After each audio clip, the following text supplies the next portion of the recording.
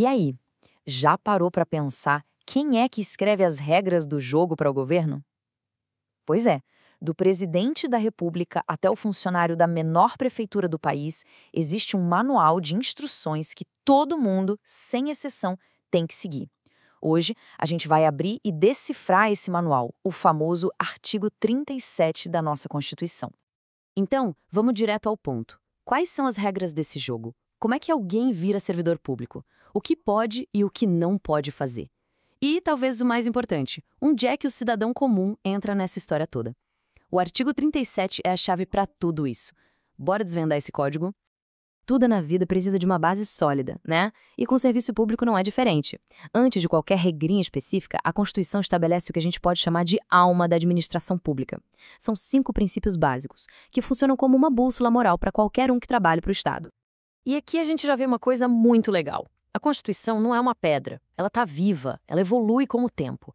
Lá em 1988, quando ela nasceu, eram 4 princípios. Aí 10 anos depois, em 98, entrou um quinto elemento que, olha, mudou o jogo. A eficiência. O recado ficou muito claro. Não adianta o governo só fazer o que é legal, ele tem que fazer bem feito, tem que ser ágil e, claro, sem jogar nosso dinheiro fora.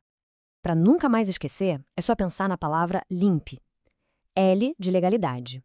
O servidor só pode fazer o que a lei manda ou permite. I de impessoalidade.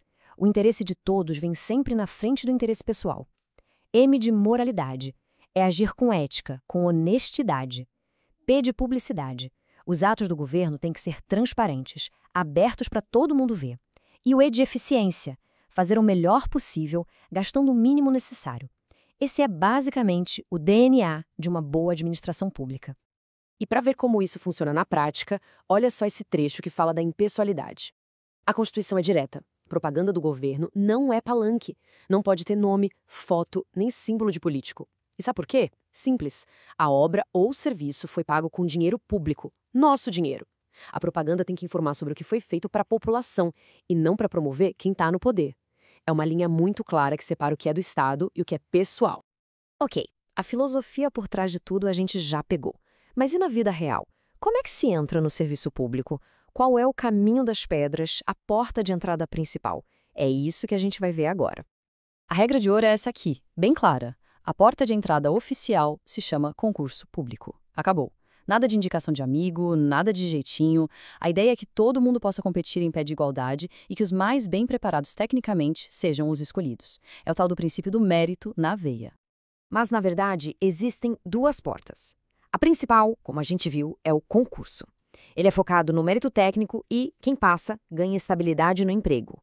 A outra porta, que é a exceção da regra, é o chamado cargo em comissão. Pensa neles como os cargos de chefia, de direção, de assessoria direta, tipo ministros, secretários. Eles são baseados na confiança de quem nomeia e, justamente por isso, a pessoa pode ser mandada embora a qualquer momento. E o concurso público não é bagunçado, não. Ele tem regras bem rígidas para ser justo. A validade dele é de até 2 anos e esse prazo pode ser esticado por mais 2. E, o mais importante, enquanto o concurso estiver valendo, quem já foi aprovado tem prioridade total. O governo não pode simplesmente abrir um concurso novo para o mesmo cargo e ignorar quem está na fila. É um sistema feito para ter ordem e justiça. Certo. A pessoa estudou, passou, foi nomeada. E agora? Bom, a vida de servidor público também tem seu próprio manual de regras. Vamos falar um pouco sobre direitos, deveres e, claro, aquele assunto que sempre gera curiosidade, os salários. A primeira grande regra é essa. Em geral, ninguém pode ter 2 empregos públicos e receber 2 salários do governo ao mesmo tempo. A lógica por trás disso é bem simples, né? É para garantir que o servidor se dedique de verdade à sua função e, principalmente, para evitar qualquer tipo de conflito de interesse. Só que a própria Constituição é inteligente e sabe que algumas áreas são tão importantes que precisam de mais gente. Por isso, ela abre exceções bem específicas, principalmente para os profissionais de saúde e de educação. Então, um médico pode sim ter 2 empregos em hospitais públicos ou um professor dar aula em 2 escolas do governo, desde que, claro, um horário não atrapalhe o outro. É uma maneira de valorizar e manter esses talentos no serviço público. E falando em salário, tem um limite? Alguém pode ganhar o quanto quiser no serviço público? A resposta é um sonoro não. E essa é uma das regras mais importantes para o controle dos gastos públicos. Existe um teto salarial, um valor máximo que ninguém, em nenhum dos 3 poderes, pode ganhar acima. E o número mágico é esse aí. Esse valor corresponde ao salário mensal de um ministro do Supremo Tribunal Federal, o STF. Ele é o teto absoluto do funcionalismo público no Brasil. Nenhum servidor, seja um juiz, um deputado, o presidente da República ou um servidor de carreira, pode ter um salário base maior do que esse valor. É o limite máximo em todo o país. Mas olha, não é só sobre deveres e limites. O artigo 37 também faz questão de garantir direitos que são básicos. Os servidores públicos podem, sim, se organizar em sindicatos para defender seus interesses, e sim, eles também têm o direito de fazer greve, que é uma ferramenta fundamental de qualquer trabalhador, sempre seguindo o que a lei específica determinar. Bom, a gente já entendeu as regras para quem está lá dentro do governo. Mas e nós? E quem está do lado de fora pagando a conta? Qual é o nosso papel nesse jogo? A Constituição, felizmente, nos dá ferramentas bem poderosas de fiscalização.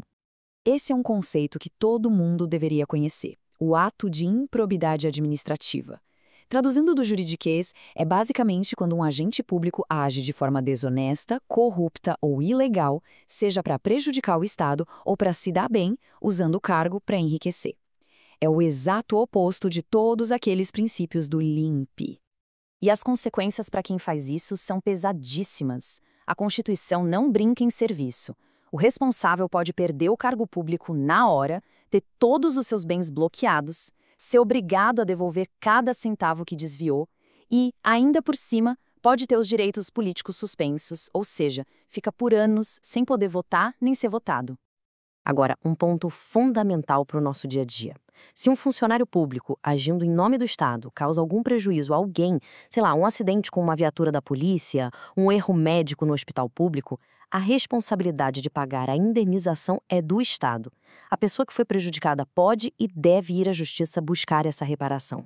E a gente não é só espectador, não. A Constituição nos dá poder de ação. A gente pode reclamar oficialmente de um serviço público ruim, pode pedir acesso a informações e documentos do governo, usando a Lei de Acesso à Informação, por exemplo, e tem o direito e o dever de denunciar abusos e negligências de qualquer servidor. E, para não deixar nenhuma dúvida, olha o que o próprio texto da Constituição diz. A participação do cidadão não é um favor, é uma ordem constitucional. A lei tem que criar jeitos, canais para que a população possa participar, avaliar e fiscalizar o governo. É um direito nosso, escrito na lei maior do país. E assim a gente fecha o nosso manual de regras. O artigo 37 desenha na teoria um governo que seria ideal, ético, eficiente, transparente. Mas a grande pergunta que fica no ar é: ter um bom mapa na mão garante uma boa viagem? Essas regras, sozinhas no papel, são suficientes para garantir um bom governo? Talvez a resposta esteja menos no texto da lei, e mais na atitude de cada servidor que a coloca em prática e, principalmente, na nossa vigilância, de cada cidadão que cobra para que ela seja cumprida.